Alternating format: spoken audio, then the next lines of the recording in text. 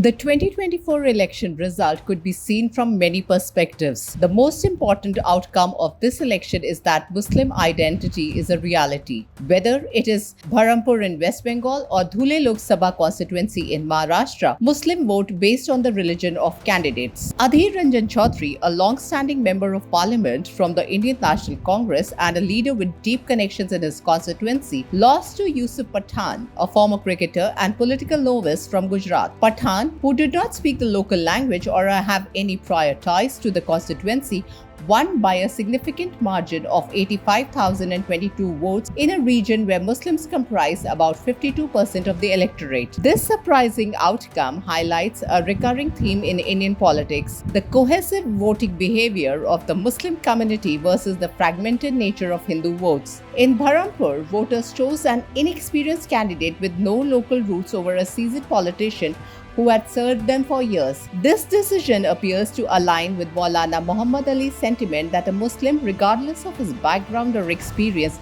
is preferable to a non-Muslim candidate. Consider the case of the Dhule Lok Sabha constituency, where Congress candidate Shobha Bachchan triumphed over the two-time BJP MP Subhas Bhamre. Dhule encompasses 6 assembly constituencies: Shindakheda, Malegaon Outer, Malegaon Central, Dhule Rural, Balgan and Dhule City.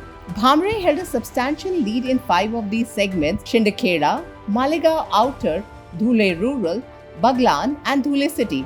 However, his performance in Malegaon Central proved to be a decisive factor. In this assembly segment, Bhamre received only 4,542 votes compared to Bachchan's overwhelming 1,98,869 votes. Given that Malegaon Central's population is over 76% Muslim, the demographic composition of this area played a crucial role in Bhamre's narrow defeat by just 3,831 votes. This stark contrast in voting outcomes within the constituency underscores the significant impact of demographic factors on electoral results. The Muslim community's voting pattern in the 2024 elections was the display of remarkable unity. Faced with the potential return of the BJP-led NDA, Muslims across Bharat largely threw their support behind the India Alliance, a coalition of opposition parties. This collective voting behavior was not confined to any specific region or sub-identity within the Muslim community. In stark contrast to Muslim voters, the Hindu electorate in 2024 displayed significant fragmentation. Hindus often voted based on sub-identities such as caste, region, and socio-economic status rather than as a unified community.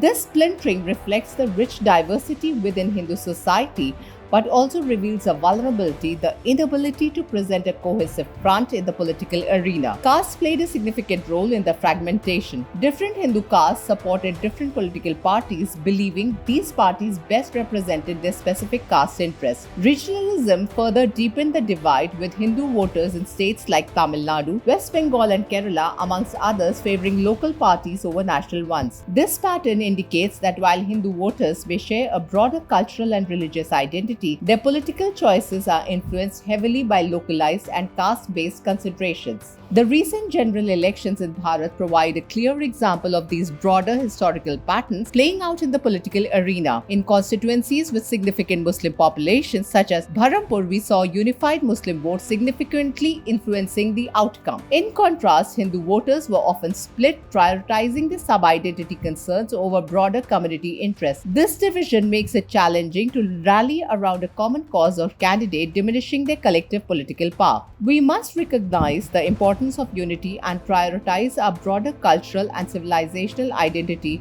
over narrow subgroup allegiances. By doing so, we can present a stronger front against the various ideological and cultural challenges we face today. Pankaj Saxena, a scholar on Hindu thought, suggests a hierarchy of priorities for Hindus, placing Sanatan Dharma and Bharatvarsh above caste, region, and even family. Embracing this approach could help Hindus navigate contemporary challenges more effectively and maintain their cultural continuity in a rapidly changing world. The divergent voting behaviors of Muslims and Hindus in the 2024 elections highlight the pressing need for a re-evaluation of community priorities among Hindus. Muslims' collective and strategic voting contrast sharply with the fragmented approach seen among Hindus. For Hindus to effectively address the myriad challenges they face, ideological, cultural, or political, they must transcend their sub-identities and unite under a common cause. Through such unity, they can preserve and strengthen their rich and enduring civilization in the face of global and domestic pressures.